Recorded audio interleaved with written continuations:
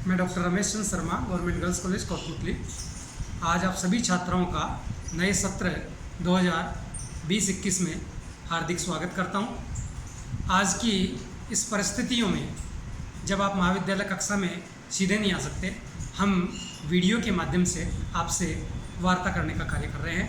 आप ज्ञान का लाभ लेंगे और सदैव इससे जुड़े रहने में सहयोग करेंगे। BA पार्ट तृतीय का पेपर फर्स्ट, जिसमें हम प्रतिनिधि राजनीतिक विचारक उन पर विचार करते हैं और सिलेबस के अंदर सबसे पहले प्लेटो, फिर हम प्लेटो अरस्तु के आधार पर विचार करेंगे। इस माह में हम केवल प्लेटो और अरस्तु पर ही विचार करेंगे। प्लेटो जो है वो स्वयं अरस्तु प्लेटो का शिष्य है और प्लेटो सुकरात का शिष्य है। यहाँ प्रश्न होता है कि सुकरात को न जोड़ करके प्लेटो और अरस्तु से ही हमारे यहाँ पश्चिमी राजनीतिक विचारकों की शुरुआत क्यों की गई है? क्योंकि विभिन्न सारे विचारकों में सुकरात को लेकर मतभेद है कि सुकरात एक विचार था या एक संस्था थी या सुकरात कोई एक व्यक्ति विशेष से था।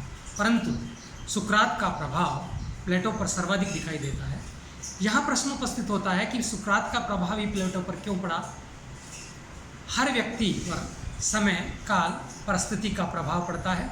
जिन लोगों से वह मिलता है, जिस पर्यावरण और परिवेश में वह निर्मित होता है, उन सब का प्रभाव हर व्यक्ति पर पड़ता है। और इसी प्रकार से सुकरात का प्रभाव प्लेटो पर सर्वाधिक रूप से दिखाई देता है। उसके पीछे मूलभूत एक घटना है। वो घटना ये है कि जब सुकरात को वहाँ की संसदीय परिषद द्वारा 30 व्यक्तियों के ने मृत्युदंड की सज़ा दी गई, उस मृत्युदंड की सज़ा को सुनने के पश्चात प्लेटो का हृदय कंपायमान हो जाता है, प्लेटो द्रवित हो जाता है और प्लेटो फूट फूट कर रोने लगता है कि एक विश्व के सर्वश्रेष्ठ मानव को इस प्रकार से प्राणांत की जो सज़ा दी गई है, ये उचित नहीं है। यहीं से ही प्लेटो के चिंतन में एक राजनीति विचार, सामाजिक विचार उत्पन्न हो जाता है और एक प्लेटो विचारक के रूप में जन्म लेता है। प्रश्न उपस्थित होता है कि प्लेटो में कौन से विचार उत्पन्न होते हैं? प्लेटो कहता है कि श्रेष्ठ व्यक्ति को दिए जाने वाला दंड न्यायपूर्ण नहीं, अन्यायपूर्ण है। तो फिर न्याय क्या है? फिर दूसरा प्रश्न उपस्थित होता है, उसने ऐसा क्यों किया? इसका मतलब अगर स्वार्थवश किया है तो राजा को या शासक को स्वार्थी नहीं होना चाहिए।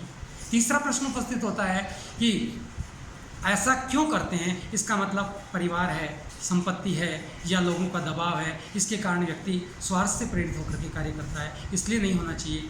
फिर क्या वह दंड देने वाला व्यक्ति, सज़ा देने वाला व्यक्ति योग्य है? अगर वह योग्य नहीं है तो सज़ा सही नहीं मिल करके गलत मिलती है, जिससे अन्याय उत्पन्न हो जाता है। तो अर्थात एक शासक का शिक्षित होना और श्रेष्ठ होना आवश्यक है। इस प्रकार से प्लेटो के चिंतन में बहुत सारे विचार उत्पन्न होते हैं और एक प्लेटो एक राजा बनने की बजाय एक विचारक बन जाता है, एक चिंतक बन जाता है और वह आजीवन अपने इस चिंतन के अंतर्गत ही कार्य करता है। प्रसिद्ध पुस्तक प्लेटो ने रिपब्लिक लिखी, उसके बाद प्लेटो लॉज लिखता है। राजनीति पर प्लेटो की रिपब्लिक और लॉज महत्वपूर्ण 2 पुस्तकें हैं और उनके अंदर सबसे महत्वपूर्ण जो विचार है न्याय का विचार है, कंसर्निंग ऑफ जस्टिस की बात की गई है। दूसरी ओर अगर हम उसे देखें तो श्रेष्ठ शासन के विचार दिए गए हैं। तीसरी ओर अगर हम देखें तो श्रेष्ठ संस्था के विचार दिए गए हैं। चौथी ओर अगर हम देखें इसमें विचारों की श्रृंखला में पाएँ तो श्रेष्ठ शासन का निर्माण कैसे हो सकता है, उसकी वह बात करता है।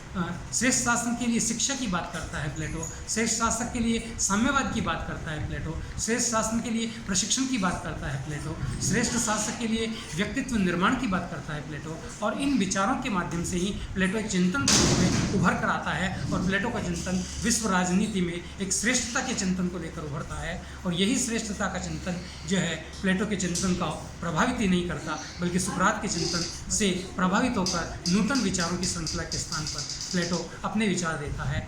जो विचार नेटलशिप कहते हैं कि प्लेटो में सुकरात पुनः जीवित उठा, अर्थात सुकरात के विचारों का प्लेटो पर सर्वाधिक प्रभाव होता है। कल हम इसी वीडियो में सुकरात और प्लेटो के संबंध और प्लेटो के सारे विचारों को अध्ययन करेंगे।